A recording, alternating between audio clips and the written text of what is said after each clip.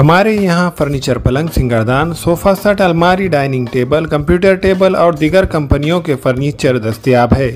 Proprietor Maulana Mohammad Shabbir Ahmad Sahab, deluxe furniture mall and home appliances, fruit market के सामने, Maltekri road, Kamtha, Nanded. अस्सलाम वालेकुम नाज़रीन, नांदेड़ उर्दू न्यूज़ में आपका इस्तकबाल है। चलिए जानते हैं आज की खबर। मी डॉक्टर भारती मडवई, जिजाऊ ब्रिगेड महाराष्ट्र राज्याची प्रदेश प्रवक्ता आहे।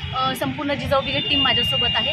आम्ही आत्ताच एसमे मॅडमला भेटून त्यांना निवेदन दिलेलं आहे आणि काल जे रोही पिंपळगाव या ठिकाणी एका 5-6 वर्षीय मुलीवर प्रिया शिंदे हिच्यावर जो अत्याचार झाला आणि तिचा निर्घुण असा खून करण्यात आला, तर तिच्या आरोपींना तात्काळ म्हणजे शिक्षा होण्यासाठी त्यांना आधी शोधावं यासाठी आम्ही विनंती केलेली आहे। कारण निवेदनं किंवा ह्या सगळ्या गोष्टी फॉर्मॅलिटी झाली। मॅडमनी आम्हाला आश्वासन दिलं आहे की तात्काळ याच्यावर कारवाई करणं चालू आहे आणि लवकरात लवकर आरोपी सापडतील म्हणून।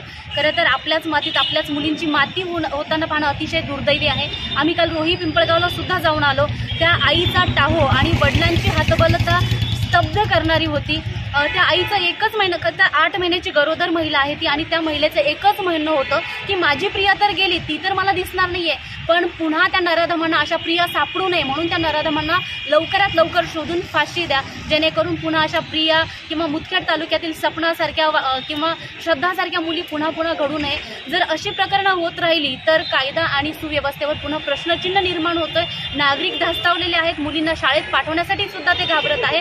तर जर लवकरात लवकर आरोपींना जर पकडलं आणि त्याला जर शिक्षा झाली तर त्यांचा विश्वास पुन्हा संपादन होईल आणि पुन्हा आमच्या मुली सुरक्षित आहे याची भावना त्यांच्यामध्ये जागृत होईल। मी पुन्हा एकदा जिजाऊ ब्रिगेड तर्फे विनंती करते प्रशासनाला, पोलीस प्रशासनाला की त्यांनी तात्काळ कारवाई करावी आणि आरोपीला शिक्षा द्यावी, नाहीतर जिजाऊ ब्रिगेडकडनं तीव्र आंदोलन छेडण्यात येईल। एवढं बोलते आणि थांबते। धन्यवाद।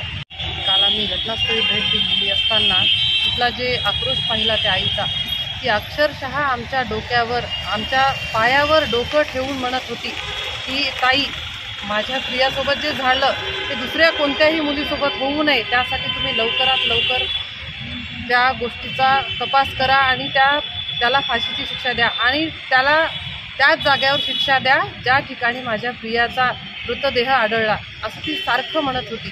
तर आमच्या सर्वांतर्फे हीच विनंती आहे की लवकरात लवकर तो जो आरोपी आहे त्याला पकडून त्याला फाशीचीच शिक्षा द्यायला पाहिजे, ही सर्वांना विनंती आहे। जय शिवराय, जय जिजाऊ, जय शिवराय। आरोपीला फाशीची शिक्षा द्यायलाच पाहिजे। अस्सलाम वालेकुम, मैं अखिल मिर्जा। हमें उम्मीद है कि आपको हमारा चैनल अच्छा लगता होगा।